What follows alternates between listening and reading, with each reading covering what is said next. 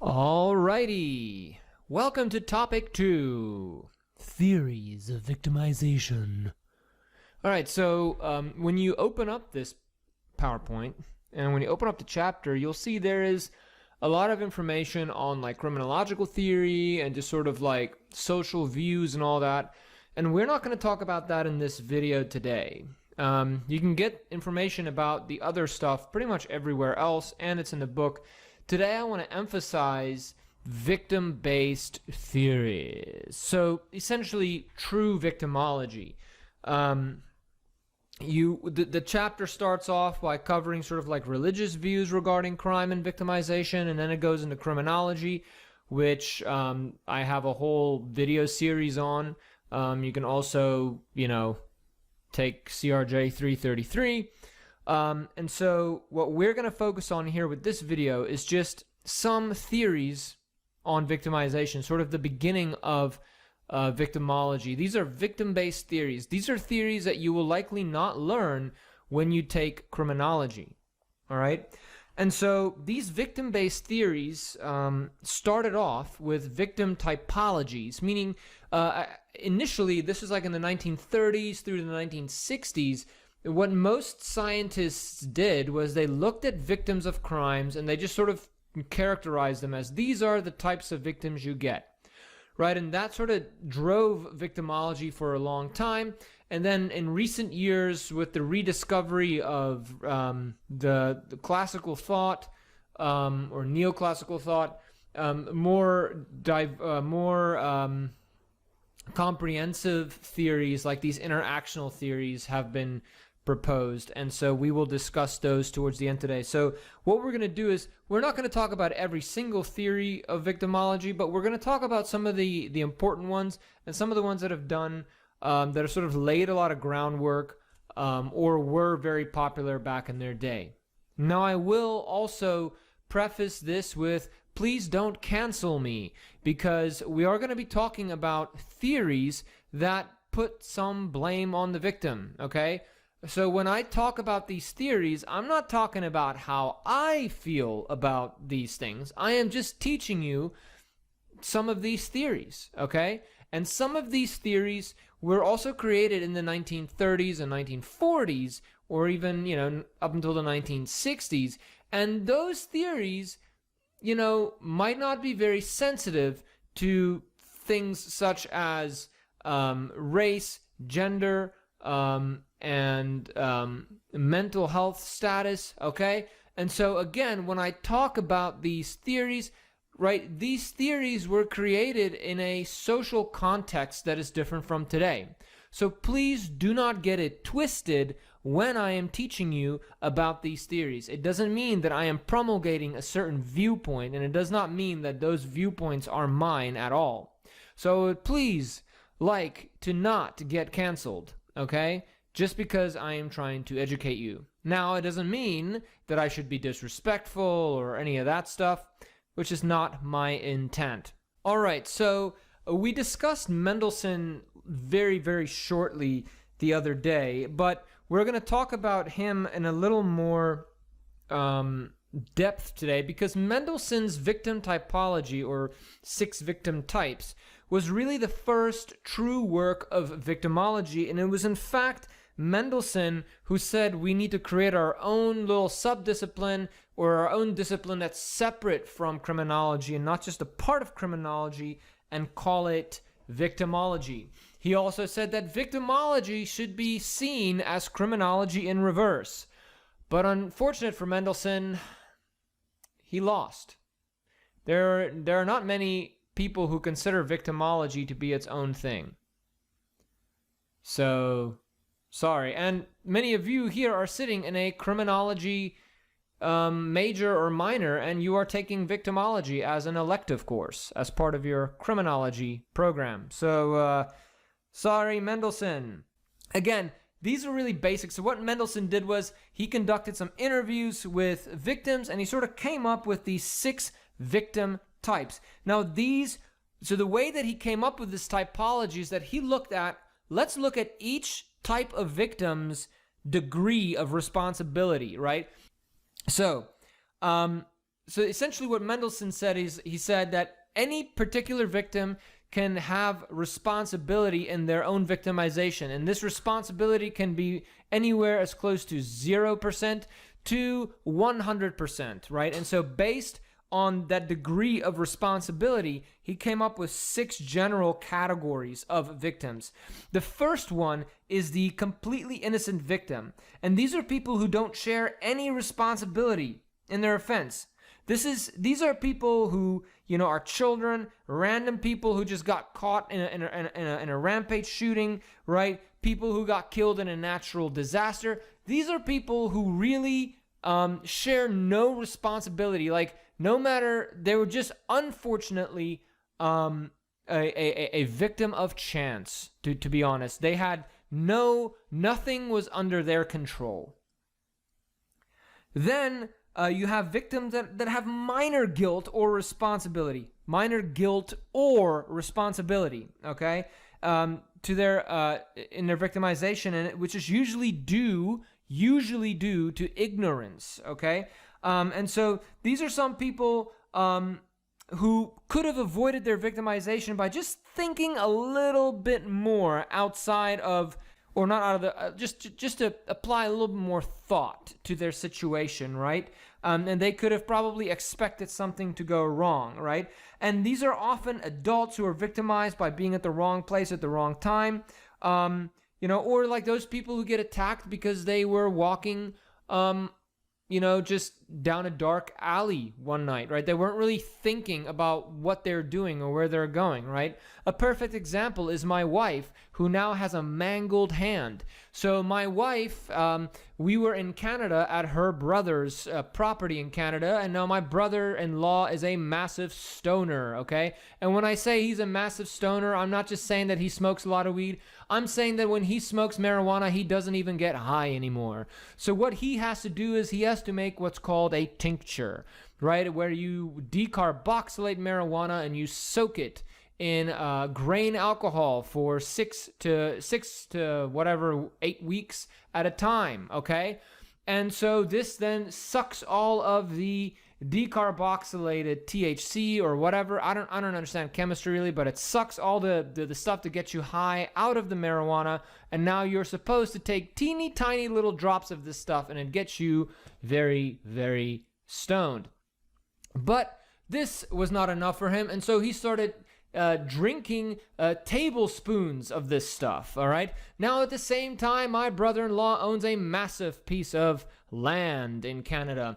And so he has a barn that is very far from his house. And so he has one of these side-by-side ATVs, like those ATVs that you see people driving. They have like the big roll bars and everything. And so my wife was about to grill some burgers on their grill. While we were there, I was fishing in the river, right? And so my wife says to my brother-in-law, "Hey, buddy, I need to get another propane tank because your grill is out of propane." And so my brother-in-law said, "Hey," as he has the tincture in his hand, says, "Hey, I'll drive you up to the barn and we can go grab a new propane tank there," right? And my wife, without considering that my brother-in-law is probably really stoned, decides to get into the ATV with him, right? My wife would have had the choice to say, "Hey, I will drive," or my wife could have said, "No, you're good, you can go get it, I'll wait down here." But no, she did not think about things, and as such got into the ATV. And at that point, my brother-in-law decided it would be a good idea to show my wife exactly how cool his new ATV is. And he started doing donuts. Well, guess what? He rolled the damn ATV. And in order for my wife to protect her head from being shattered by the roll bars, because guess what? My wife also did not think to put on her seatbelt. She had to use her hand to stop herself from being crushed by the ATV, which now had rolled onto her. And what happened as a consequence is that her hand was completely smashed to bits by the roll bar of the ATV. Okay? With a little bit of thought that could have been avoided, and we didn't have to drive 4 hours to get to a hospital in the United States because my crappy United States health insurance would not work in Canada, okay? And yes, you're like, but I thought all healthcare in Canada is free if you pay taxes there. Otherwise, you got to pay out of pocket. Now, I will say, when we got to the hospital in Canada initially, I paid out of pocket for emergency services, and that cost less than my copay for the emergency services we received once we got into the US. But nonetheless, right? Even though that was entirely my brother-in-law's fault, my wife still shared some responsibility as that she could have applied some thought and not gotten her hand crushed and not cost us $15,000 in copays from the 5 surgeries she needed on her hand. Okay, and so the third victim is the victim who is guilty, who is as guilty as the offender, okay? They share equal responsibility, right? So these, excuse me, these are people who chose to be part of the interaction, right? They were not caused by surprise. They likely saw that they would have gotten some form of victimization. They would have probably received some form of suffering as a consequence of their decisions, right? These are people who engage in risky behavior, right? People who are maybe buying drugs, okay? Or people who decide, hey, you know what? Maybe 2 people get into an argument somewhere in a bar, right? Let's say you're sitting in a bar and some guy says, I really like the Baltimore Ravens, but this bar happens to be in Pittsburgh, Pennsylvania. And then some other guy says, how dare you? I really like the Pittsburgh Steelers. And let me tell you something, buddy.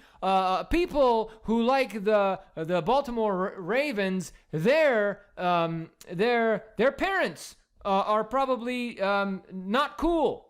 And then the person who says, how dare you say something about my parents? The Pittsburgh, the Pittsburgh Steelers are stupid. And then the Steelers fan says, hey, let's step outside, buddy, and I'll show you a thing or two. And then they step outside, and the Baltimore Ravens guy knocks you out, knocks the Steelers fan out, right? Steelers fan was just as guilty as the Ravens fan, right? They saw this one coming, right? And then you get those victims who are just a little more guilty than the offender, right? So these are your provokers. So in this case, you might be at a bar, right? You might be really, really drunk, okay? And you start really mouthing off on someone, right? This is not you getting into an argument about the Steelers and you guys trading insults to each other. No, this is you going up to some guy and you're saying something, about his mother or their father or their wife or their brother, right? You say something and it just completely out of left field and then you get your butt knocked out, right? We see this often actually with alcohol. A lot of second-degree murder cases occur from people just starting stuff at a bar because they're drunk, right? And then they end up getting shot, okay? Then you get your victim who is exclusively responsible for his or her victimization, right? These are these people you see on the instant karma videos on TikTok or YouTube or Instagram or whatever, right? These are the people who get shot and killed because they broke into someone's house, right? I watched this video, geez Louise, man, of a person who they were driving drunk, okay, and they got pulled over by the police, right? The police just asks the guy for their frickin' license and registration. All of a sudden, guy pulls out a gun and starts firing at the police, and then the police kill him, okay? That is your responsibility. That's all you, bud. You know what I mean? So these are people who initiate the contacts and they commit some sort of act that leads to their injury, right? These are people who are 100% responsible for the crime. And then you have your imaginary victim. And these are people who accuse others of victimizing them falsely, all right? So like these are false accusations. And these, according to Mendelssohn says, these are very problematic because imaginary victims cause problems for real victims. So these are people who are lying about their victimization, especially when it comes to like to victimization involving sexual assault, right? If you falsely claim sexual assault against people, what happens is people in the criminal justice system, people in society might not take those same claims as seriously from people who have really been victimized, right? It's called crying wolf, right? And so Mendelssohn said, based on his research, these are the 6 sort of levels of responsibility that people carry, right? And this is a useful typology, but this was really the first typology, which was then followed up by von Hentek, okay? Now, von Hentek, instead of looking at the degree of responsibility, they decided to instead consider what are the relationships between the victim and the offender. What does that tell us about the victimization? The young, according to him, these are viewed by criminals as weak or inexperienced and easy to attack, right? So you can sort of see this focuses a lot more on how does the criminal see the victim, okay? And remember, again, this was created in, 1948, okay? So he said the female, okay, was also similar to the young in that they are weaker physically and therefore have less strength against an attack and therefore can be more open to victimization. Similarly, the old, right? They are likely victims of property crime because they are weak, but they have also accumulated more wealth throughout their time. And we are actually currently in the United States seeing an uptick in elder abuse, especially when it comes to swindling out of them out of their money. And we're seeing a lot of this occurring online, right? Have you all ever gotten those calls that are like, "Hi, this is the Social Security Administration. We're about to file charges against you unless you pay us off with a credit card"? Yes, those are the scams that are aimed at people who are old, who are no longer understanding how computers and all that stuff works. Then, and I'm quoting von Hentek here, the mentally defective. So these are people, when we're not just talking about people who are on the spectrum or people who have some form of mental illness. We're talking about people who are at any point in time in a position where their brain is not functioning to the extent as a quote-unquote normal person. So these can be people who are currently drunk, currently high, people who are experiencing psychosis, people who are maybe having anxiety, causing their mind not to think as rationally as it normally would, right? But it also includes those people who have permanent mental health or intellectual maladies or issues. Immigrants, he says they are people see immigrants as being less socially aware, right? They don't understand necessarily how the culture works, and so that ignorance can be used to the advantage of the criminal, right?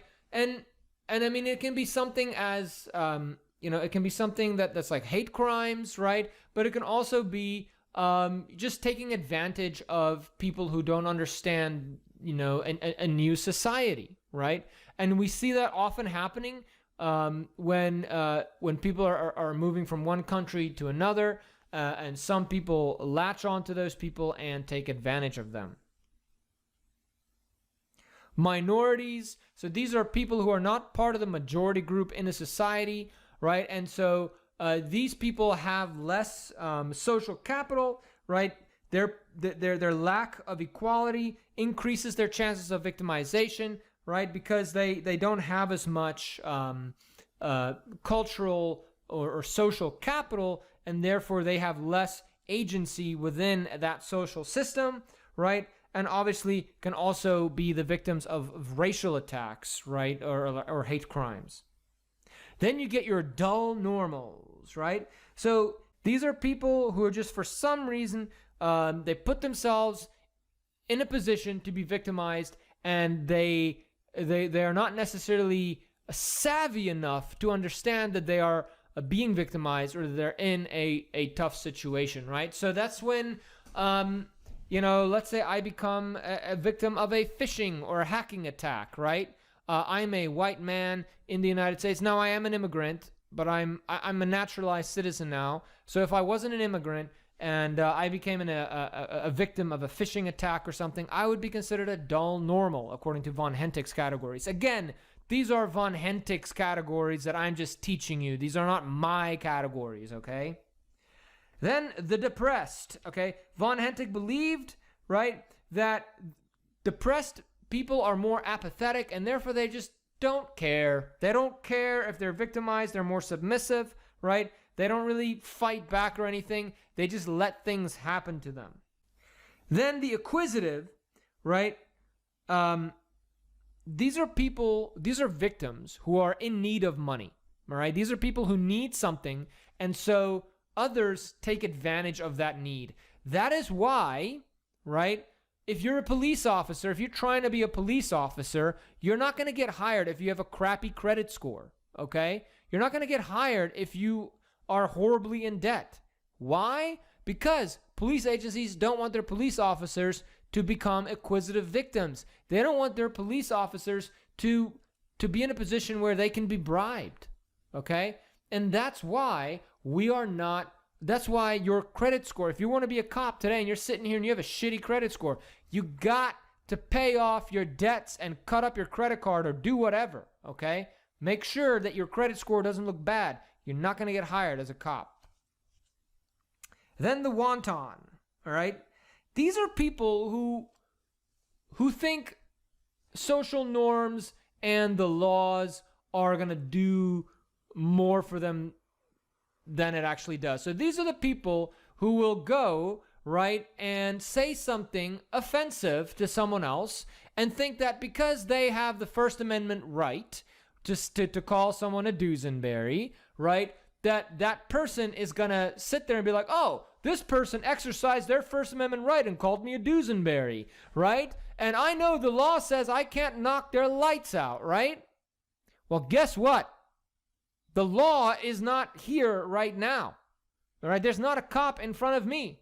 So just because the law says you have the right to call me a Dusenberry, and just because the law says that I'm not allowed to punch your lights out, I'm going to punch your lights out anyways, right? So the wanton is that person who thinks the law and social controls are more powerful than they actually are. And therefore, they will do or say things that put them in a position where they think, well, the law says this, right? So everyone's going to follow that law, right? Well, guess what, buddy? You just got knocked out. Then the lonesome and the heartbroken, right?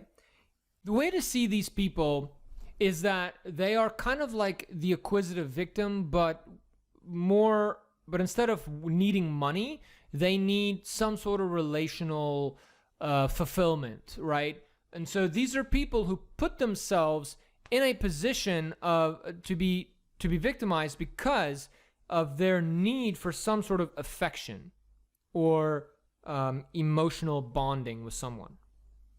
Then your tormentors, these are people who have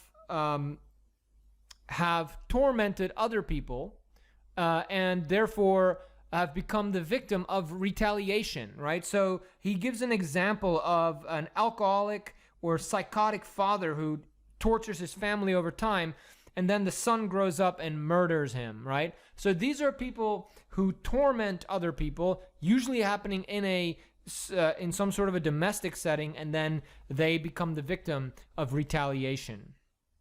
And then the blocked. So he says these are people who are sort of completely overwhelmed or enmeshed, as he says, in a losing situation where there are no more defensive maneuvers, right? So So someone who is being blackmailed, right, can't even get assistance from the police, right? So another example might be a drug dealer, right?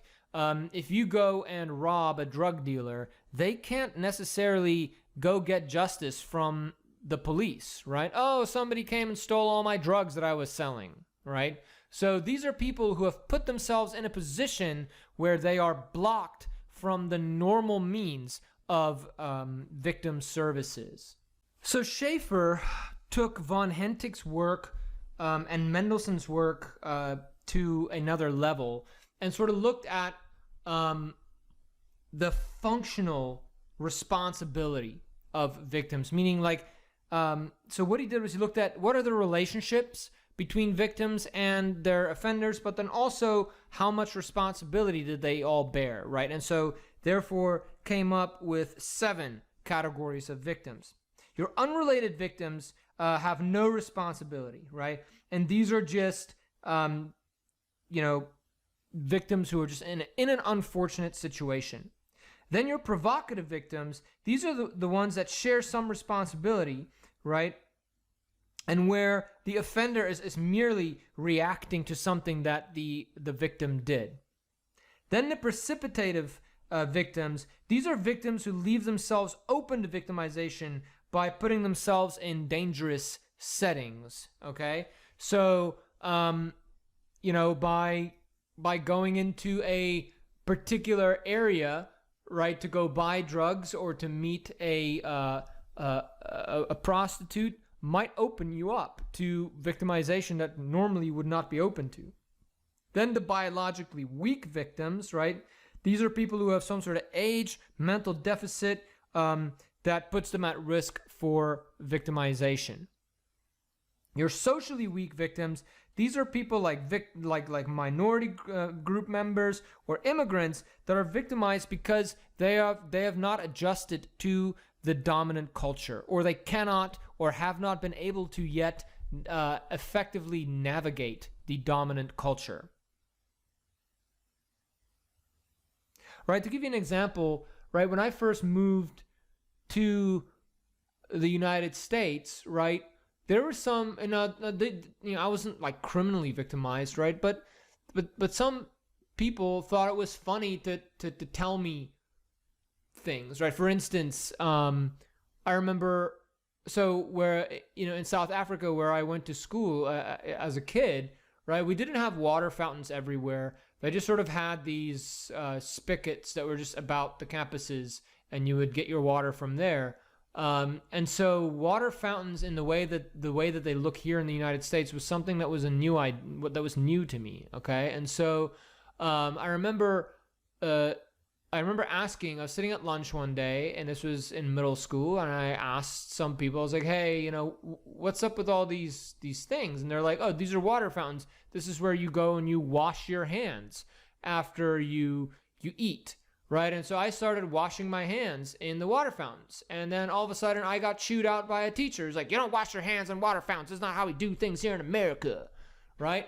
Now, that wasn't a crime, but these quote-unquote bullies, right? I mean, whatever, they were pranksters, whatever you want to call them, took advantage of the fact that I was socially weak in that situation and put me in a position where I was quote-unquote victimized, right? Even though it wasn't like, I wasn't hurt or anything, right? But still, they took advantage of that, right? So here, both my characteristics and my relationship with these people are at play, right? So that's what SCHAEFER focused on.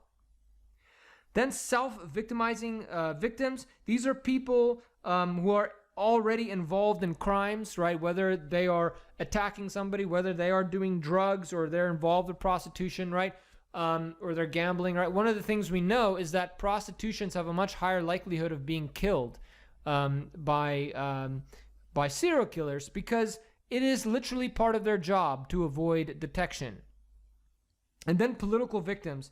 These are people who oppose those who are in power and are victimized to be kept under control. So right now, at the time of me recording this video, pretty much most people in Ukraine are political victims, right? They're being victimized because They literally believe that Ukraine should be its own thing, and should have the right, like any other country, to join NATO, right? Or to grow ties with Europe and the West. Russia, for some reason, thinks the whole world's out to get them, and therefore they're now frickin' attacking Ukraine because they're living in the past, and Vladimir Putin is a buffoon. So some people have pointed out some critiques of these victim typologies. Now remember, these victim typologies were really the beginnings of victimology, right? So it was sort of the first stab at victimology, and as such, they're obviously not perfect, or great, or even 100% accurate, okay?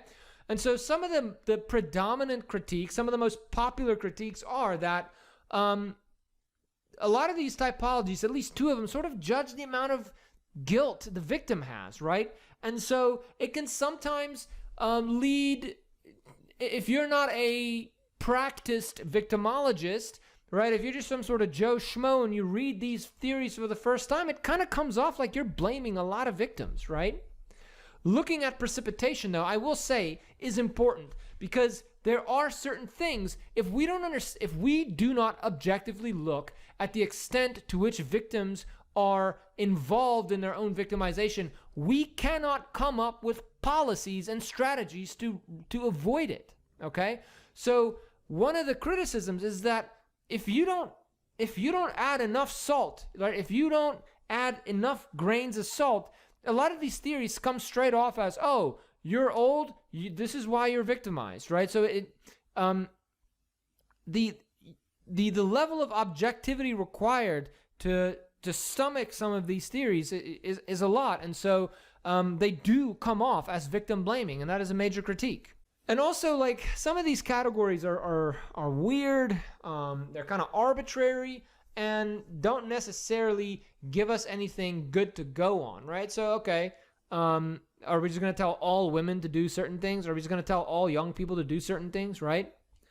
A lot of these categories don't look at cultural, demographic, or even personal variables, right? Yes, some of them look at cultural and demographic, but the personal variables are very important, right? And so that's what some of these new theories we're about to talk about started to consider. And you'll see the two theories we'll discuss after this are far more fleshed out and a lot more nuanced in the way that they approach victimization. So the two theories that we're going to look at is lifestyle routine activities theory, and then also the comprehensive system as proposed by Fatah. I think that's how you say it, or Fatah. I don't know how to say it. So, but either way, so some of you might have been like, oh, wait, I've heard of routine activities theory, right? Routine activities theory says that if you have a motivated offender, if there's a lack of a capable guardian, and there's a suitable target or victim, you will have crime.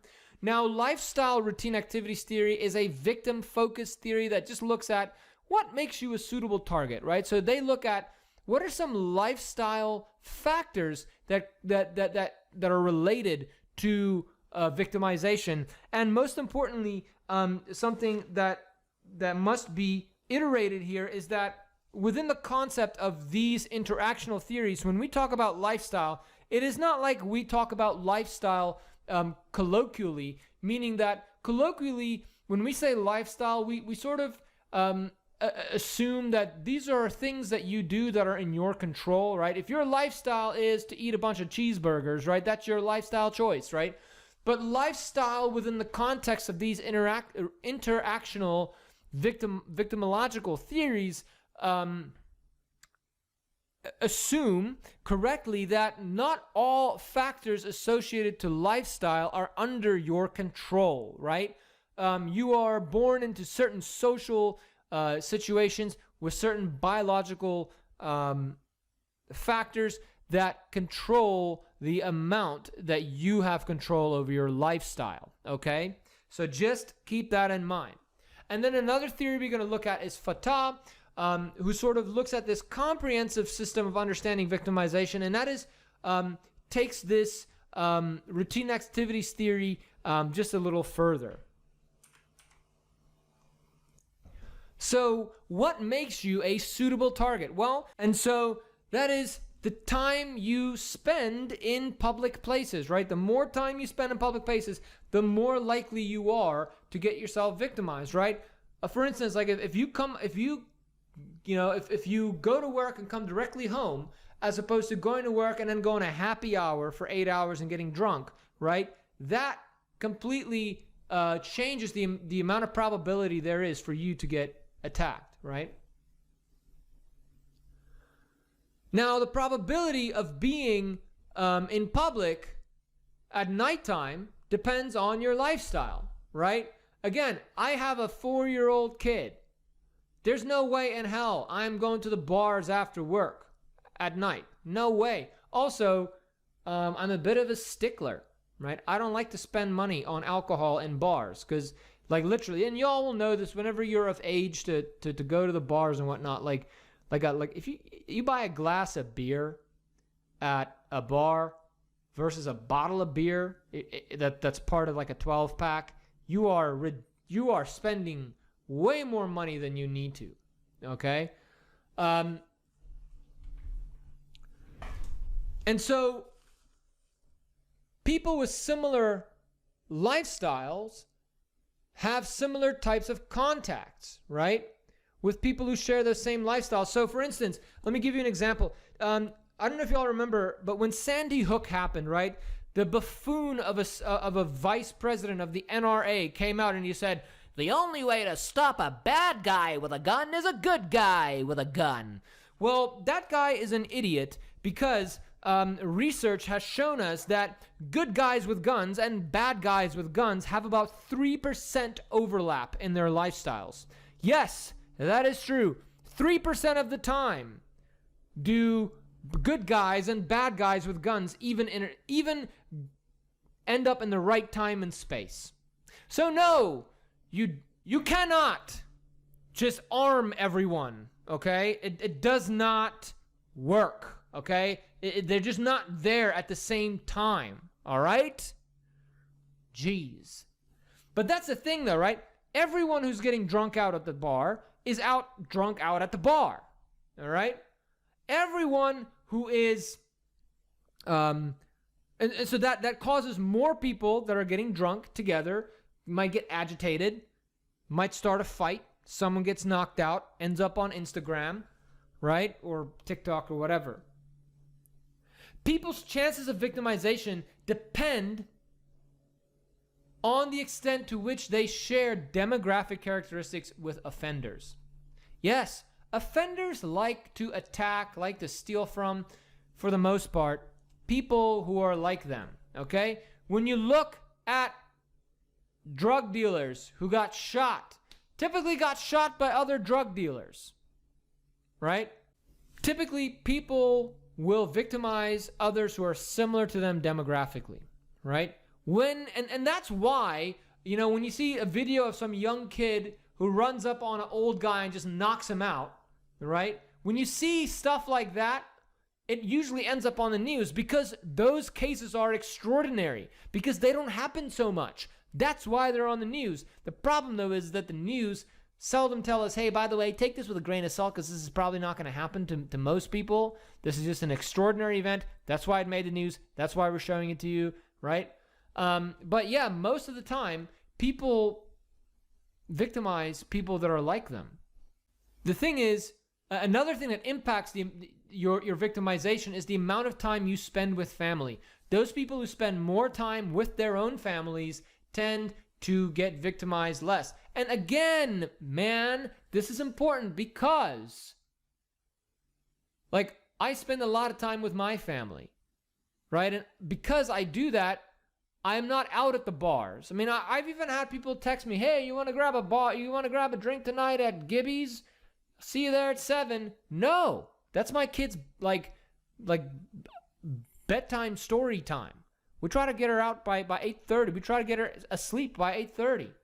I can't not be present for that, right? So the more time you spend with your kids and with your family, right, the less time you have to be out there to open yourself up to victimization.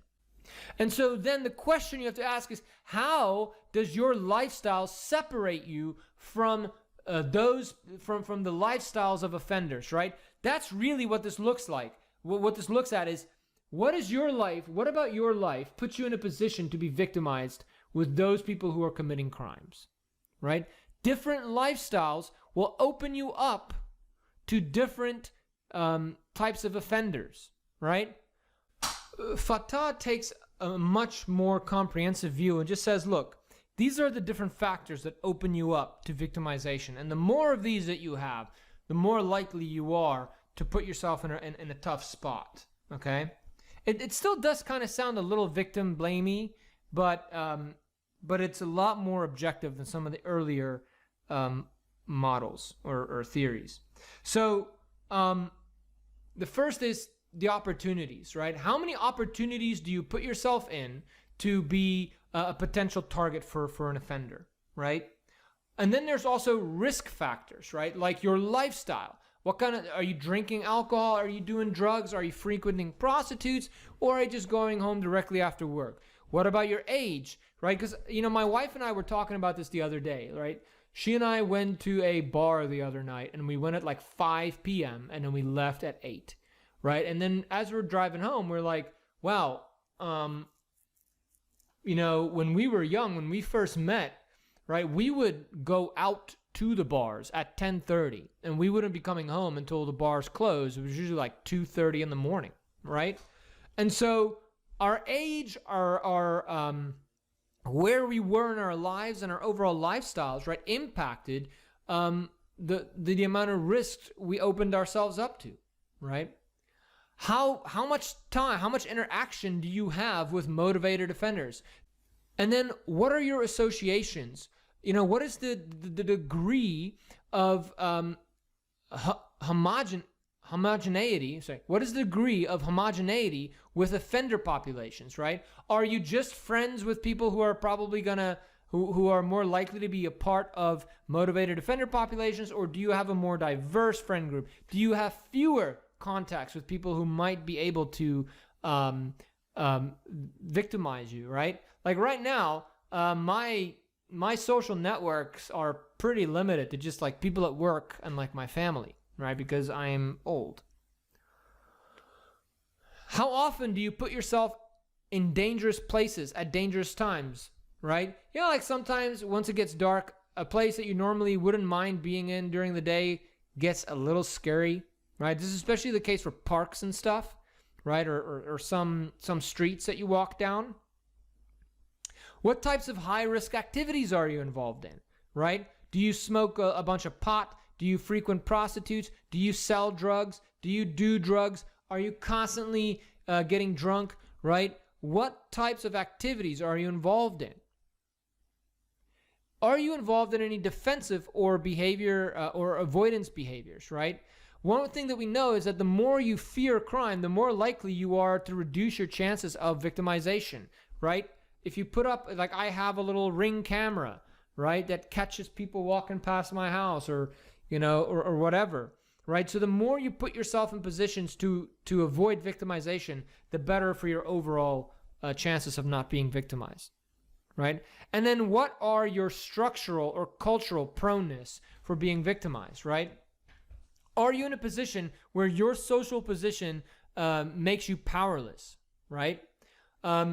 Is your culture, the cultural group of which you are a part, is it marginalized?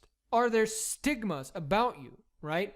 Remember when the COVID-19 pandemic happened, there was this lashing out against Asian Americans, right? Hate crimes, right? So all of these factors together will impact your overall chances of being affected by being victimized, right? So the more of these boxes that you tick off, right, the higher the chances of you being victimized. And so some of the stuff, right, and again, this is all lifestyle related, right? Some of the stuff you can control, some of the stuff you cannot, right?